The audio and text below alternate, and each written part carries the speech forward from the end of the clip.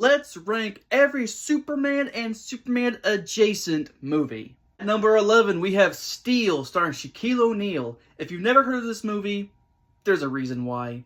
At number 10, we have 1984's Supergirl, a movie that not a lot of people was interested in making. Except for the star Helen Slater, who has come back in multiple DC projects, including the Supergirl series.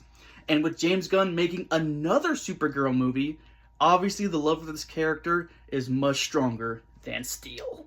Number 9, we have Superman and the Mole Man. This connects to the Superman series starring George Reeves, but this film feels like a D-list monster movie that just so happens to have Superman.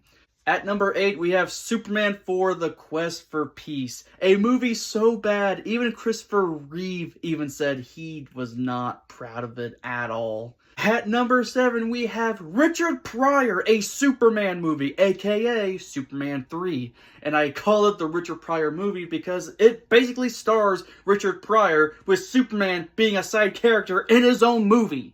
At number 6, we have Superman Returns. Now, Benn Reid does a good job at mimicking Christopher Reeve's Superman, because that was the intention, to carry on that universe with just different actors. But the problem with that is, they're different actors.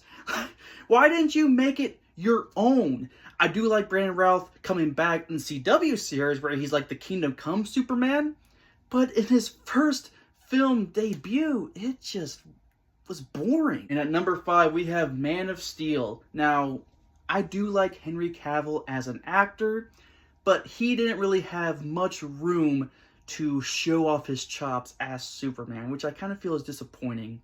The best version we got of him was in the Snyder Cut, which is like too little too late if you ask me. At number 4, we have Batman v Superman: Dawn of Justice, a movie that I really wanted to like, but everything that happens in this movie, I'm just like, no.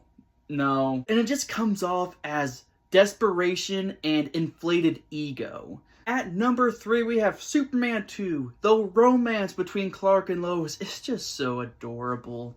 And Zod in this is very good. I do like this version more than the one we got in Man of Steel.